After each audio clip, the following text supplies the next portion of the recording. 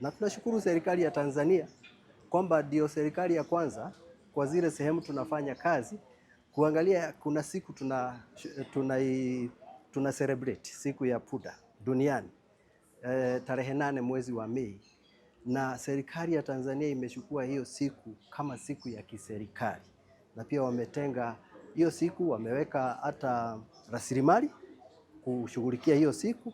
Hiyo ni kumaanisha punda ameanza kupatiwa heshima. We are very satisfied kwamba huu mradi umeanza vizuri, unaelekea vizuri. Kuna mikakati ambayo tumeona lazima itiliwe mkazo. Matandiko kwa mfano, kuna zile cuts ambazo pia haziko sawa kwa sehemu kadhaa. Kwa hivyo bado kazi ipo, elimu bado inazidi, tutazidisha. Kuna maeneo ambayo hatujafika na tunajua yanahitaji kufikiwa, lakini kwangu lile limenipatia furaha ni kwamba project imeanza vizuri. Malengo ambayo tulikuwa yatarajia tumeanza kuona mwelekeo, na we are very very hopeful. Tarehe 8 mwezi wa 5 tumepanga kuadhimisha siku ya punda duniani. Maadhimisho haya ni katika harakati za kuwaweka watu wawe na ufahamu wa masuala mazima ya punda duniani. Punda anafanya kazi nyingi zikiwemo kuchota maji, kusafisha mchanga wa ujenzi, kubeba miti ya ujenzi, kulima na kazi zingine. Kwa mikoa mingine kama Geita, punda wanafanya kazi katika machimbo ya dhahabu. Tunakuja Geita tarehe 8 mwezi wa 5.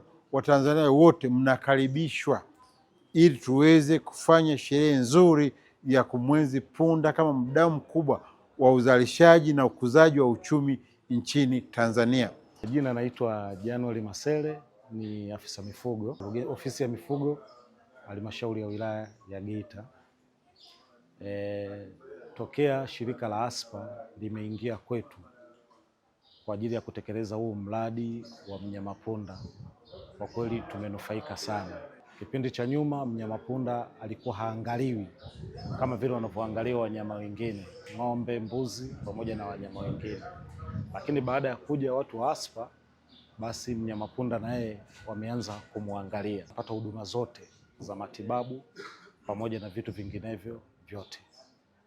Na sisi kama halmashauri kwa mwaka huu wa fedha 2026 2027 tumeongeza bajeti yetu ya chanjo kutoka milioni 30 mpaka milioni 50.